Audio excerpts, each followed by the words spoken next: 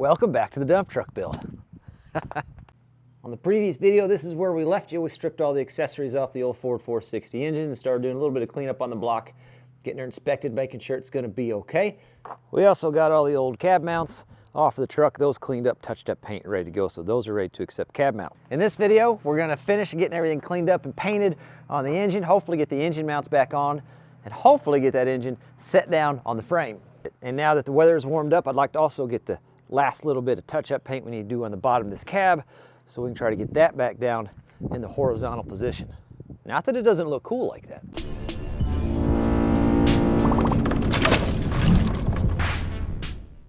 First thing I want to do is get all these little accessory brackets cleaned up, painted, and ready to go. But before we can do that, we got to finish fixing this. Now, if you remember, I broke the bolt off on this fella, and I tried welding a nut, welding a bolt, running it. It just wouldn't do it. I think the thing was cross-threaded and the threads were all messed up.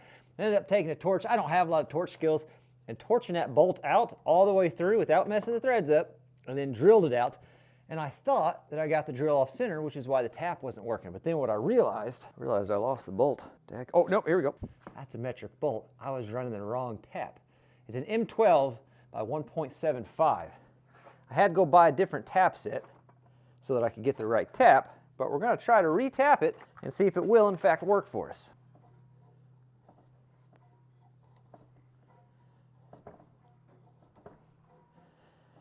By golly, I think that's going to work. I want to make sure I can actually put some force on it. Oh yeah. I do own a little sandblaster. I just don't have any air system set up enough to supply that sandblaster. We're just going to use this little bitty Dremel to get in all these little nooks and crannies to get everything cleaned up. Safety sometimes. That's what I sometimes say. So as I'm sitting here getting these parts cleaned up, I've been looking at getting a few other small things for the shop to work on smaller components like this. Now eventually we'll get bigger stuff for the bigger shop whenever we build the bigger shop. But right now I'm just kind of looking at some smaller things. And I'm curious, I'm cleaning up brackets like this. If you have a shop and you have both of these, which one you prefer? They make the little small sandblasting cabinets where you've got the gloves that you stick your hands in and everything's kind of contained into that little cabinet for cleaning things like that up. But now but it seems like all the new rage is these little ultrasonic cleaners that you can get. I've been kind of looking at one of those. What I like about that ultrasonic cleaner is, although it does take time for it to soak, I can let it sit in there and soak while I'm working on something else. So it doesn't actually take me the time to clean it. The machine's doing the cleaning. I just come back to it whenever I'm finished with the task. So I'm curious if you have both of those or one of those, which one you prefer. The wasps are coming out. It's that time of year. Wearing high vis starts to become dangerous. Yep. Why? I just remembered, as I was cleaning this up, that we've got a broken bolt in this water pump as well. I'm going to drill down into it just a little bit to kind of clean it up and give me a pit. And we're going to try to weld a nut onto it.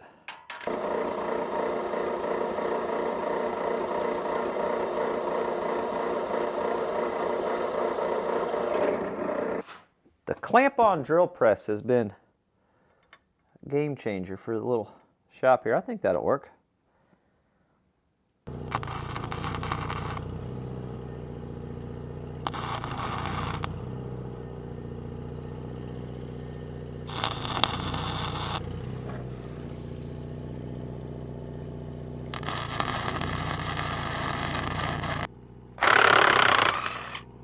There we go. Easy peasy. Took a couple tries, but it came right out. I'm gonna try to get the inside of this cleaned up next. This actually has quite a bit of rust issues going on. Cleaned up a little bit better. That should do the job of what we're looking for. If fella really wanted to get deep in here, we could take all this off. Timing cover, everything. Of course, we take the timing cover off, then we're gonna want to look at the oil pan. We're gonna drop the oil pan. We look at the oil pan, we're going to look at the rod bearings while we're in there. Well, you know, we might as well do something about the rod bearings. Before you know it, the heads are off, and the whole thing's getting rebuilt. This is the stopping point, the cleaning of this in the intake, and after we get that painted, it's all going back together. Finding that stopping point can be the hardest part of these projects, at least in my personal experience. I'm not saying I wouldn't be against building this at some point in the future, you know, getting fancy with it. But this isn't that time. Let's see what we got here. Honestly, this isn't bad. There's a little flaking on a few spots. I'm going to move a couple brackets. There's one thing that worries me we're going to address, and then after that, we're gonna call it. We're going to say that's good. Let's pop this bracket off, and then we're going to have to do something to address this.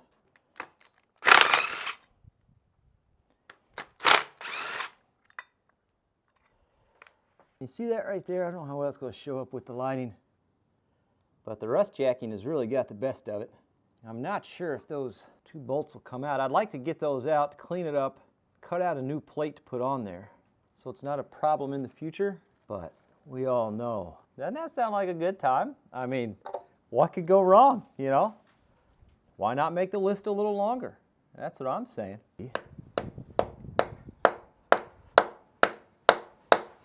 We all know what's going to happen here.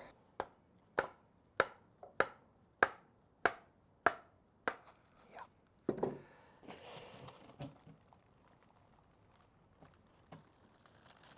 Oh! I don't think we expected any different results, but that's what we're looking like. See how it's rust jacked all the way around?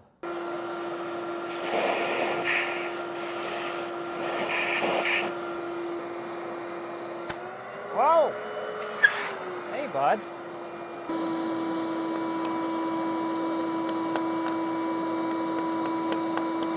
What better spot than the ground lug, you know? All right, here comes a whole load of fun. Yeah, good. It's good. It's good to get that out of the way.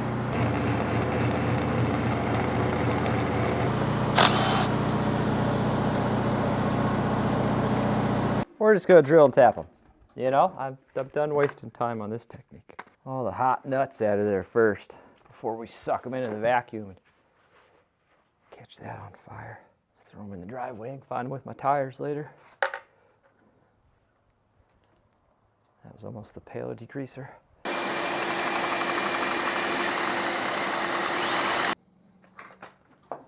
I gotta pop this off so I can get enough access. Let's drill this.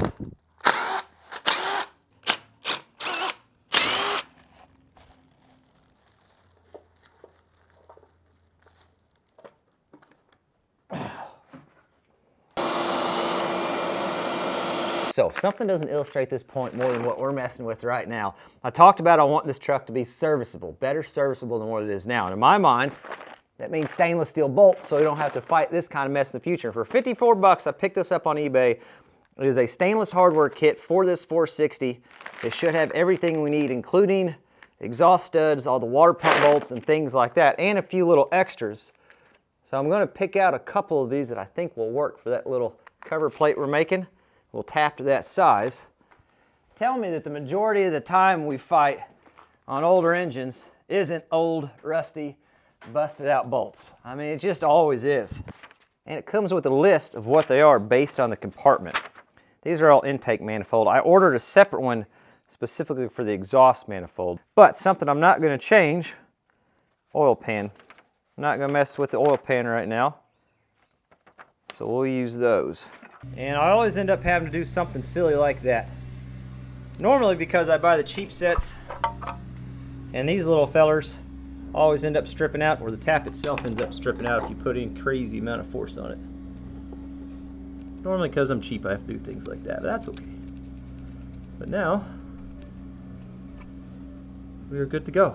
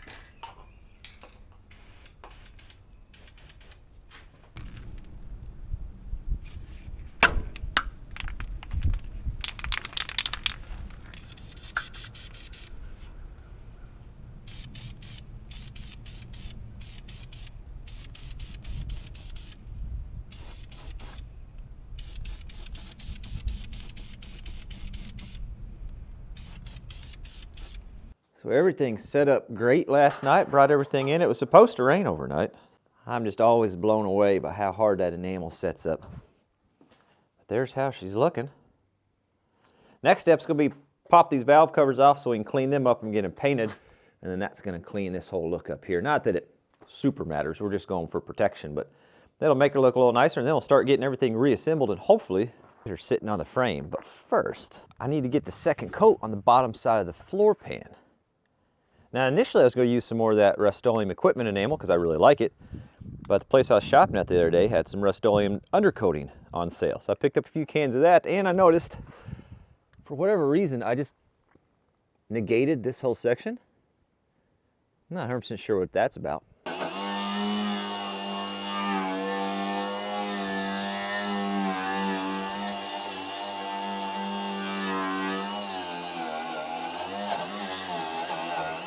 Do a little degreaser on it. We're just going to have to touch this bottom section up. Plus I got to do some work on getting those seatbelt bolts out.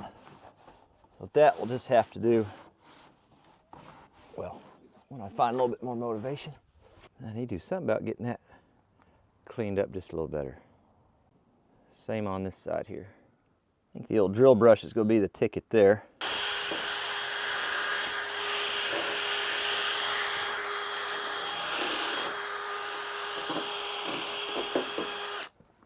And a little bit of acetone to get the degreaser off there. And we'll just give this a quick clean again because it's got some stuff that's falling on it.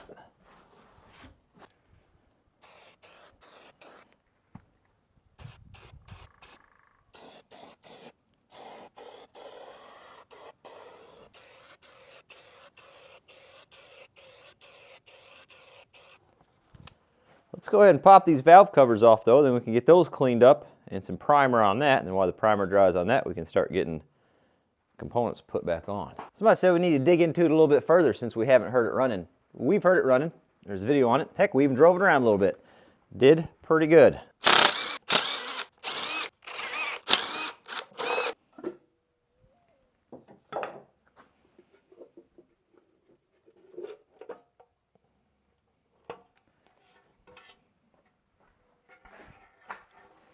The whole reason we're taking the valve covers off is on this side of the block was pretty saturated with a bunch of oil, which is kind of a little indicative that the valve cover gasket might be leaking. Not that big a deal. I picked some gaskets up the other day. They are not correct. That is a bummer, but also part of the process. Gotta make a phone call. But for the time being, we're just gonna pop that valve cover back on, keep everything protected, and then we can go ahead and just start with the reassembly. We just gotta hold off on the valve cover paint for now.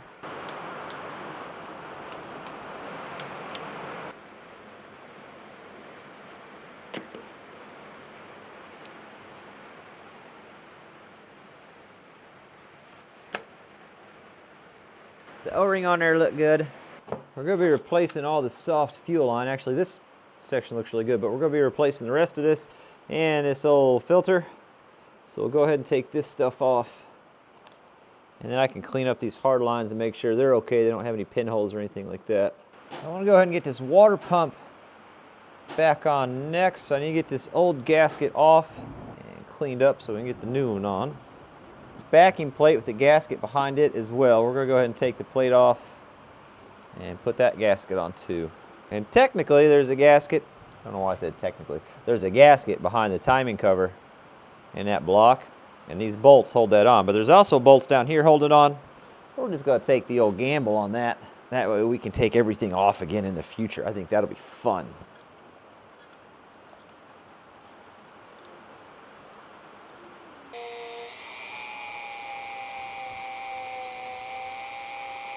Somebody has aggressively cleaned this before. Barely any pressure with this little soft wire wheel isn't going to hurt anything. This has almost been gouged out in this section. Perfect. I'll have to clean it, some of that rust some more, but you did a good job getting that off there. It took me a while to get the right here part. Yeah, you did a really good job. Up there on the shelf. Keep going right. It's a red can, kind of looks like Cheese Whiz. That's the one. Cheese Whiz gave it away. Sticking with the theme, we're getting new stainless bolts on the water pump. Came a part of that kit. Just want to make sure that they thread correctly. And I am going to go ahead and use RTV just because this spot here makes me nervous. I don't think it's flat enough for the regular gasket to do its job. And this has a little bit of pitting on it. Makes me slightly nervous to trust the regular gasket, so better make sure I know which way this goes first. What do you think, like that? Line up with the hole. Yeah, I think so. Okay. No, another long one. Another long bolt. Please. Thank you.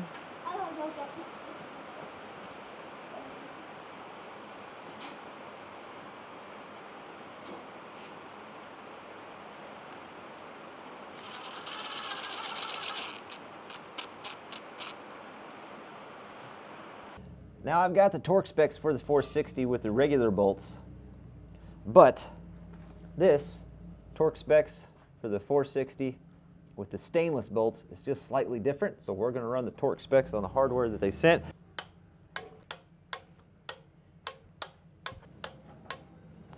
It's going to be a very surprising thing if this doesn't leak. I'm not overly optimistic about it, but here we are. I'm going to get these mounted next. They go right there. I'm going to run a little red Loctite on these. I mean, who knows? Not me. All right, we're here. Okay? Getting a little tall for this size bar, but I think we can get it. Oh, all right.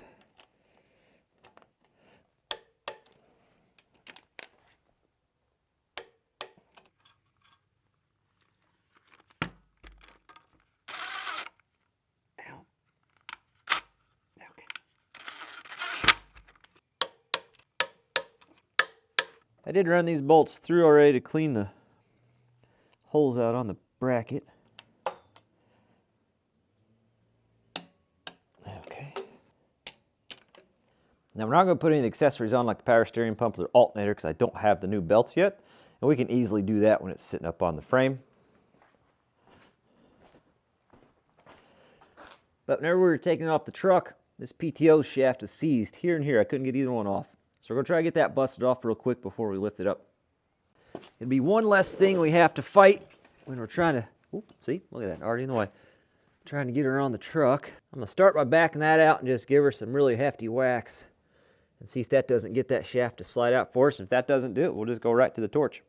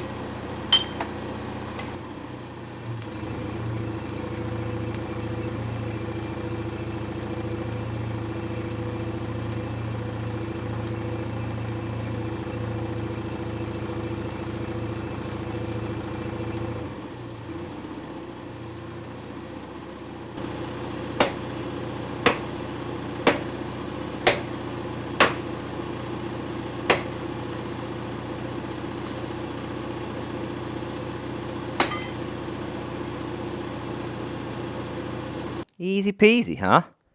Came right out. No problem at all.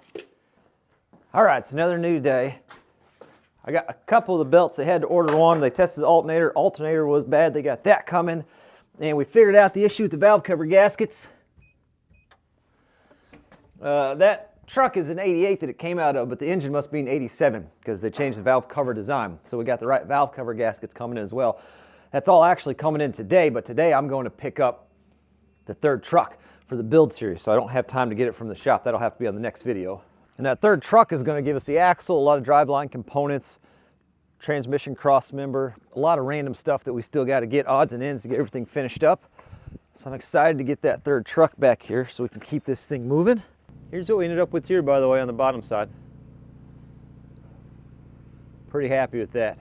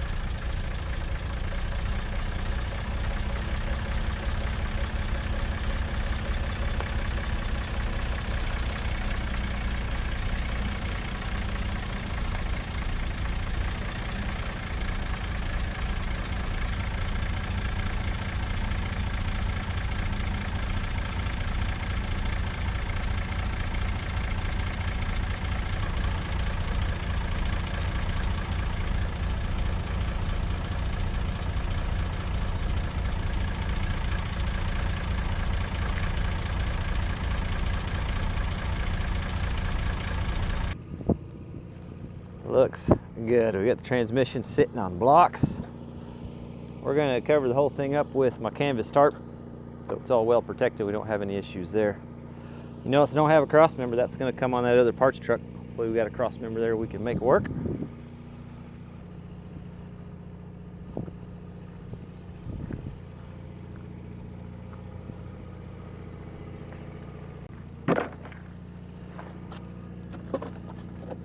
The two trucks are finally becoming one.